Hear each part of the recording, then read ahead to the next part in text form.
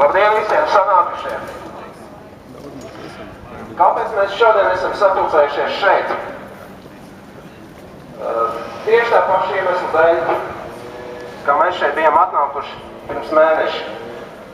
Saeimas deputāti grib ierobežot demokrātiju un liekt tautai iespaidot jebkādā veidā procesus valstī. Un šī demokrātijas apspriešana, faktiski demokrātijas iznīcināšana Latvijā notiek ļoti, ļoti cīniskā veidā un atklātā veidā. Ja līdz šim Saeimas atlaišana, referendumu ierosināšana, likuma maiņas varēja ierosināt, savācot 10 000 parakstus, tad tagad, pēc 3 gadiem, pēc 2,5 gadiem, to varēs izdarīt, savācot pašu spēkiem, ar pašu naudu, tikai no brīža, kad tiek savākt vismaz 150 000 parakstu. Faktiski, realitātē, tas nav izdarāms. Mums visus vieno šodien šeit tas, ka šie demokrātijas ierobežojumi skars pilnīgi visus cilvēkus Latvijā. Skars uz ļoti ilgu laiku, ja mēs neko neizdarīsim lietas labā. 22. gadā, tad, kad pieņēma atvēršanu, jebkuru referendumu varēja ierosināt tikai 1000 cilvēku. 1000, jebkuru referendumu. Un tas bija pa brīvu. 94. gadā Saeimas deputāti uzstādīja normu 10 000. 10 000 un vēl bija jāmaksā notāru, valsts nodevs. Tas aptuveni 2 lati par katru parakstu. Vienkāršiem cilvēkiem jau kļūst problemātiski, bet tad, kad būs sasniegti šie griezti 150 000, tad, atvainojiet. Tāpēc mēs uzskatām, tas демократijas beigas Латвии. Сегодня происходит достаточно знаменательная дата в том плане, что независимости Латвии грозит очередной виток потери. Латвия на протяжении последних лет грабится иностранным капиталом. Для того, чтобы разграбление Латвии происходило такими же темпами, как было и раньше, начинается приведение Латвии к тоталитарному режиму. Первый шаг – это ограничение свобод за выражение своих прав. Очень показательно, что против того, чтобы были ограничения в изъявлении воли народа, сегодня выступают здесь как правые, так и левые, так и центристы. Это показывает то, что если человек любит Латвию, если его заботит будущее этой страны, то, несмотря на разногласия на политических платформах, любовь к Латвии является главным. Мы должны выступать вместе для того, чтобы не позволить людям, которым управляет иностранный капитал, делать эту Латвию беднее, вымывать отсюда людей, вымывать деньги. То, что происходит сегодня, это просто на грани маразма. Мы живем в независимой стране, но фактически мы стали уже придатком иностранных капиталистических организаций. Мы храним деньги в иностранных банках, мы тратим деньги в иностранных магазинах, мы заправляемся в иностранных заправках, мы смотрим телевидение, которое принадлежит иностранным инвесторам.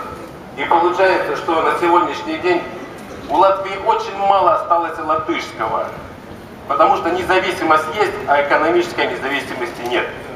То, как разграбляют Латвию, то, как продают землю Латвии иностранцам, то, как продают ее мозги, заставляя людей, молодых, уезжать из этой страны, это антинародное получается действие.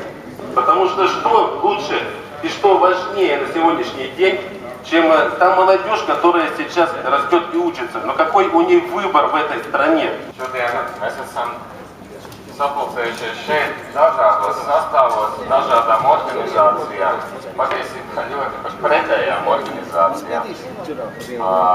Bet esam sapulcējušies par vienu un to pašu tēmu. Par tēmu atstāt Latvijas pilsoņiem iespēju ietekmēt Saeimu, ietekmēt likumdošanu Latvijā. Šodien Saeima grib ierobežot mūsu tiesības. Šodien Saeima grib faktiski atņemt mums, kā Latvijas pilsoņiem, iespēju rosināt kādus referendumus. Teiksim, no 15. gada 150 000, tad no 15. gada faktiski vispār nebūs iespējams rosināt.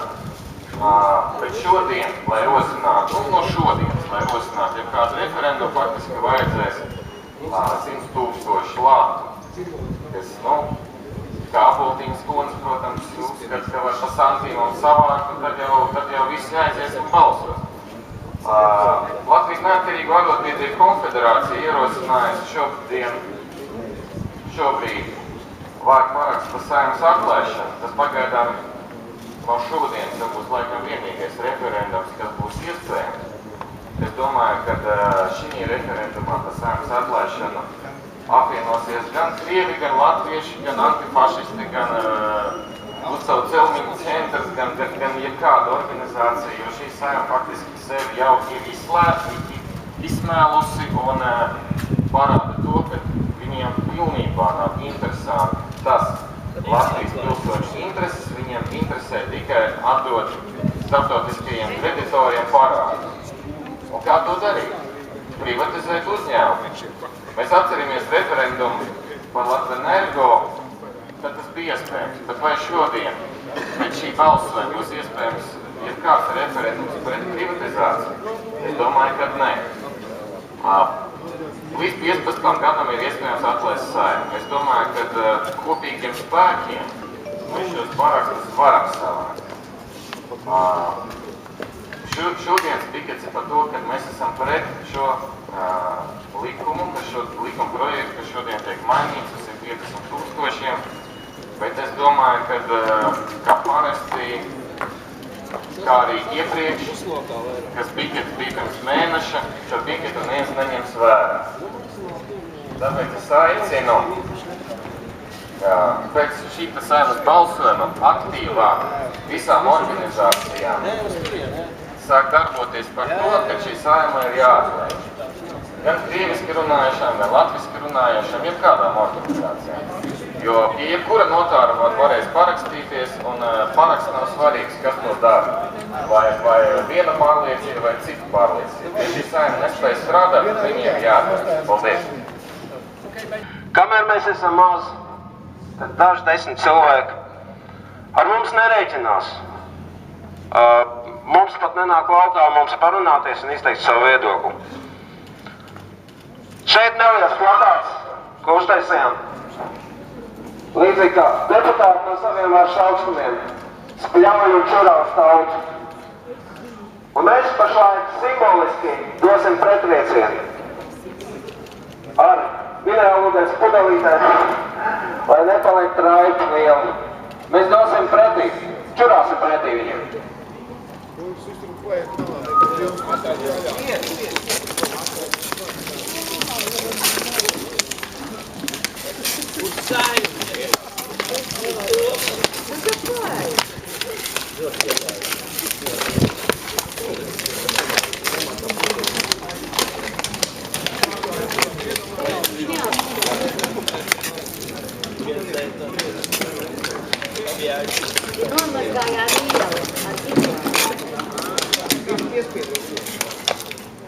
Redziet, es kā tikko runāju ar Čebānas kundzi, un man ir ārkārtīgi laba un interesanta ziņa. Bet simboliski. Tā kā es Čebāna kundzei teicu, tas pareizais ceļš, kur iet, lai šito ierobežotu, viņi man teica, ka viņi piekristu vienam referendumam, lai to noteikti tauta, vai tos Ja tukšs referendumus nevar paturēt dzert. cerēsim, ka tie vārdi, ko viņi teica, nav iekvārdi.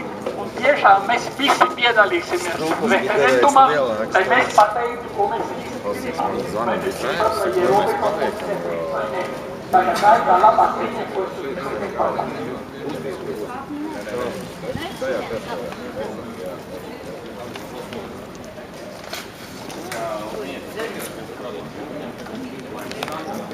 Labdien, drauги!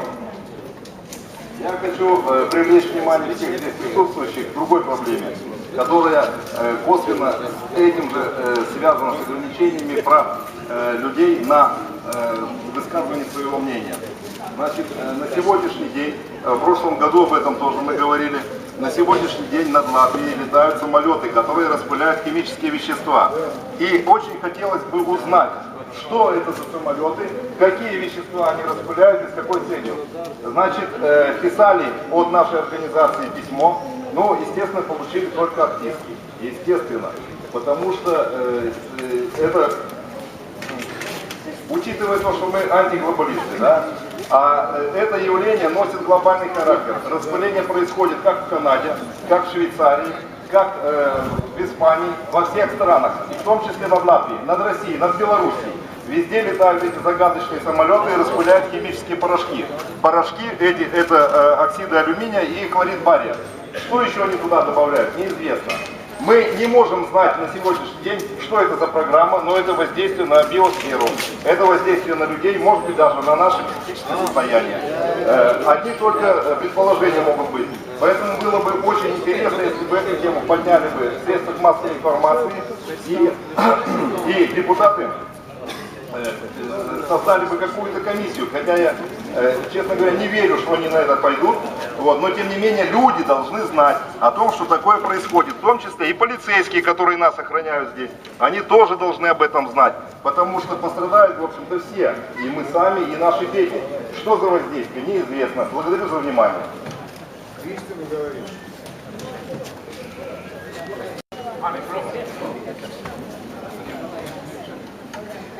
Var sakot tā, draugi, lai jūs zinātu, pašlaik darbs pavisam savādāk.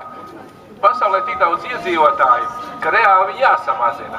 Bet tie maigi cilvēki tak nemirst, viņi tik sīksti. Mani pat mēģināja novākt, bet tomēr es paliku dzīvs. Nu, var sakot tā, mēs jau zinām, kā saka, Itu Kazakeviču noslīcināja, Botnieku noslīcināja, Buividu arī, kā saka, bet es domāju, ka saka, mēs tomēr esam daudz maz dzīvīgāki un mums jāizdzīvo. Mēs ņemam vērā tos apstākļus, ka tomēr, ja mēs paliksim mazāk par 2 miljārdi pasaulē, tad reāli aizved bojā cilvēks vispār. Nu, nedrīkstam mēs vienkārši atļauties tādu greznību. Nu, tad, ka mums ir 6 un vairāk miljārdi, vai ne, tad es saprotu, ka problēmas ir kapitālistam. Bet kapitalismu problēmu radīja pats. Ko viņš darīja? Viņš reāli neizglītoja tautas, reāli viņš visu to, ko viņš pēdējos 100 gados veica, tas jau neveidoja normālu cilvēks attīstību. Viņš mēģināja iespaidos mākslīgi, dabīgi, ka tādi cilvēku pieaugums, bet no tiem cilvēkiem, kā saka, tikt vaļā viņš nemāk. Šodienas lēmums šo tautas varu grasāt ierobežot. Kādā veidā tas ir iespējams? Atsaucoties uz valstīm, kurās principā tauta nevēja referendumos, bet šajās valstīs, ja kā piemēram Vācijā, mēs zinām, ka tur ir mažoritātes, ja plus mažoritātes vēlēšanas, ka tauta tiešām ievēl savus priekšstāvus un nevis partiju sarakstus, un tad arī prasa no viņiem atbildību.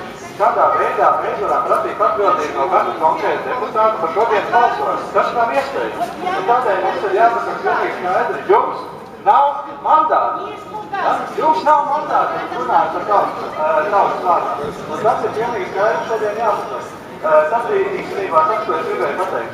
Ja šodien tiešām būs lēmums par to, ka tautai 5 reizes apgrūtinās tiesības lēmt, ja? Tas nozīmē, ka principā otrais satversmes pants tiek anulēts. Es domāju, ka ir svarīgi pēc kāda laika rīkot daudz lielāku demonstrāciju, daudz lielāku protestu pasākumus, kurā tautai ir jāpaņem atpakaļ savas tiesības. Paldies! Te Jens de Valk, vienīgais Latvijas YouTube idiots, un cik interesanti sanāk. Kontakti draugiem LV savienojās reālajā dabā. Un šodien bija lielisks piemērs. Cilvēks, kurš arī ir aktīvs, vai ne? Pirms aptuveni kā gada sāku draugos un ne tikai likt visādus rakstus, Postus, jā, blogus un tā tālāk. Visu kaut ko saistībā ar bardaku, kas notiek valstī. Lēnām izveidojās virtuāls kontaktu loks un jā, un tā mēs esam arī satikušies. Šodien bija mītiņš pie Saimas par satversmes grozījumiem. Ko domā par to? Mūsu vienkārši ierobežot mūsu demokrātiju. Ko domā par mītiņu? Es domāju, ka ir pozitīvi, ka bija tie daži cilvēki, kas bija atnākuši, bet tāpat laikā šīm lietām ir jāpievērš pastiprināta uzmanība. Un jautājums, ko tu domā par to, ka tur pārsvarā bija vecāka paudze, bet tur nebija tieši tie jaunieši, kas... Tas ir ļoti interesanti, ņemot vērā, kad nezinu, kas notiek ar jauniešiem. Bet mēs viņus modinēsim, vai ne? Un respektīvi, ļoti patīkami redzēt viņu dabā, viņš, es, ap divi virtuālie idioti, vidusmēri. Bet patīkami redzēt, ka kaut kas notiek un patīkami redzēt kaut kādas izmaiņas. Jā, rekā virtuāli kontakti var pāraukt reālajos kontaktos un skatīsimies, kas notiks tālāk un tā tālāk. Sekojiet videoblogam, sekojiet viņa un manai dienas grāmatai. Ja? Kā tev var atrast vēlreiz pasaka draugos? Mani var atrast draugos kā Raimonds Linieks Puķa, kā arī dienas blogā arī var tāpat mēģināt sameklēt. Centru neesmu neko ielicis, bet, iespējams mainīt. Kaut ko ielikt. Respektīvi, tevi skaidrs, seko, dari, celies, veicini 4. atmodu.